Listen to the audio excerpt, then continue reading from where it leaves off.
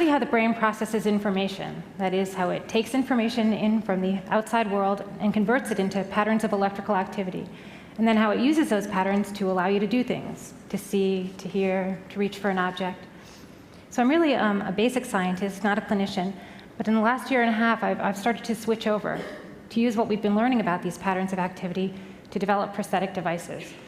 And what I wanted to do today is show you an example of this. It's really our first foray into this. It's the development of a prosthetic device for treating blindness. Okay, so let me start in on the problem.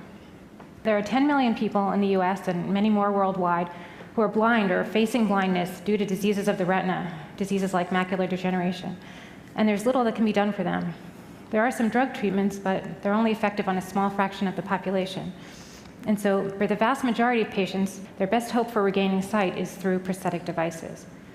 The problem is that current prosthetics don't work very well. They're still very limited in the vision that they can provide.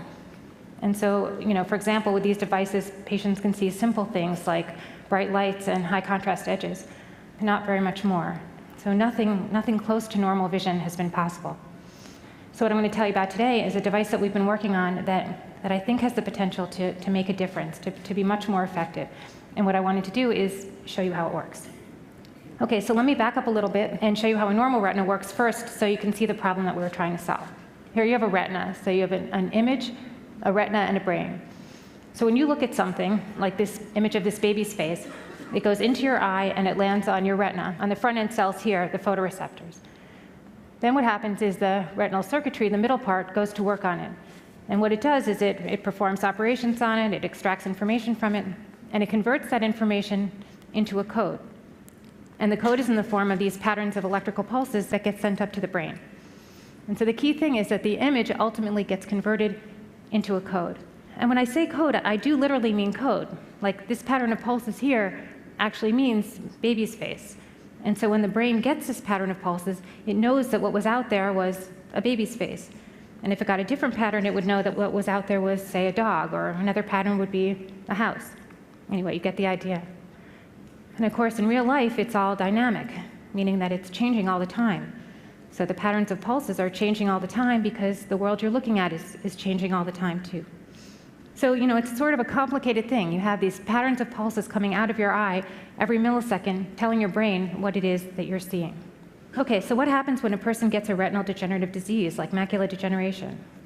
What happens is that the front-end cells die, the photoreceptors die, and over time, all the cells and the circuits that are connected to them, they die too, until the only things that you have left are these cells here, the output cells, the ones that send the signals to the brain. But because of all that degeneration, they aren't sending any signals anymore. They aren't getting any input, so the person's brain no longer gets any visual information. That is, he or she is blind. So a solution to the problem then would be to build a device that could mimic the actions of that front-end circuitry and send signals to the retina's output cells. Then they can go back to doing their normal job of sending signals to the brain. So this is what we've been working on, and this is what our prosthetic does. So it consists of two parts, what we call an encoder and a transducer. And so the encoder does just what I was saying. It mimics the actions of the front-end circuitry, so it takes images in and it converts them into the retina's code, and then the transducer then makes the output cells send the code on up to the brain. And the result is a retinal prosthetic that can produce normal retinal output. So a completely blind retina, even one with no front-end circuitry at all, no photoreceptors, can now send out normal signals, signals that the brain can understand. So no other device has been able to do this. Okay, so I just want to take a sentence or two to say something about the encoder and what it's doing, because it's really the key part, and it's sort of interesting and kind of cool. Not sure cool is really the right word, but you know what I mean. So what it's doing is it's replacing the retinal circuitry, really the guts of the retinal circuitry, with a set of equations that we can implement on a chip. So it's just math. In other words, we're not literally replacing the components of the retina. It's not like we're making a little mini device for each of the different cell types. We've just abstracted what the retina is doing with a set of equations. And so in a way, the equations are serving as sort of a code book. An image comes in, goes through the set of equations, and out comes streams of electrical pulses, just like a normal retina would produce. Okay, so now let me put my money where my mouth is and show you that we can actually produce normal output and what the implications of this are. Okay, so here are 3 sets of firing patterns. The top one's from a normal animal, the middle one's from a blind animal that's been treated with this encoder transducer device, and the bottom one's from a blind animal treated with a standard prosthetic. So the bottom one is the state-of-the-art device that's out there right now, which is basically made up of light detectors but no encoder. So what we did was we presented movies of everyday things, people, babies, park benches, regular things happening, and we recorded the responses from the retinas of these 3 groups of animals. And just to orient you, each box is showing the firing patterns of several cells. And just as in the previous slides, each row is a different cell. And I just made the pulses a little bit smaller and thinner so I could show you like a long stretch of data. Okay, so as you can see, the firing patterns from the blind animal treated with the encoder transducer really do very closely match the normal firing patterns. And it's not perfect, but it's pretty good. And the blind animal treated with the standard prosthetic, the responses really don't. And so with the standard method, the cells do fire, they just don't fire in the normal firing patterns because they don't have the right code. How important is this? Like what's the potential impact on a patient's ability to see? So I'm just going to show you one bottom line experiment that answers this. And of course, I've got a lot of other data, so if you're interested, I'm happy to show more. Okay, so the experiment is called a reconstruction experiment. So what we did is we took a moment in time from these recordings and asked, what was the retina seeing at that moment? Can we reconstruct what the retina was seeing from the responses, from the firing patterns? So when we did this for responses from the standard method and from our encoder and transducer.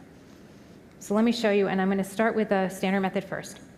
Okay, so you can see that it's pretty limited, and because the firing patterns aren't in the right code, they're very limited in what they can tell you about what's out there. So you can see that there's something there, but it's not so clear what that something is. And this just sort of circles back to what I was saying in the beginning, that with the standard method, patients can see high contrast edges, they can see light, but it doesn't easily go further than that. Okay, so what was the image? It was a baby's face. Okay, so what about with our approach, adding the code? And you can see that it's much better. Not only can you tell that it's a baby's face, but you can tell that it's this baby's face, which is a really challenging task. Okay, so on the left is the encoder alone, and on the right is from an actual blind retina, so the encoder and the transducer. But the key one really is the encoder alone, because we can team up the encoder with a different transducer. This was just actually the first one that we tried. I just wanted to say something about the standard method. When this first came out, it was just a really exciting thing, the idea that you could even make a blind retina respond at all. But there was this limiting factor, the issue of the code, and how to make the cells respond, produce normal responses. And so this was our contribution. Okay, so now I just want to wrap up. And as I was mentioning earlier, of course, I have a lot of other data if you're interested. But I just wanted to give this sort of basic idea that of being able to communicate with the brain in its language and the potential power of being able to do that. So it's different from the motor prosthetics where you're communicating from the brain to a device. Here we have to communicate from the outside world into the brain and be understood by the brain. Okay, and then the last thing I wanted to sort of say really is to emphasize that the idea generalizes. So the same strategy that we use to find the code for the retina, we can also use to find the code for other areas, for example, the auditory system and the motor system. So for treating deafness and for motor disorders. So just the same way that we were able to jump over the damaged circuitry in the retina to get to the retina's output cells, we can jump over the damaged circuitry in the cochlea to get the auditory nerve, or jump over damaged areas in the cortex, in the motor cortex, to bridge the gap produced by a stroke. Okay, so I just want to end with a simple message that understanding the code is really, really important.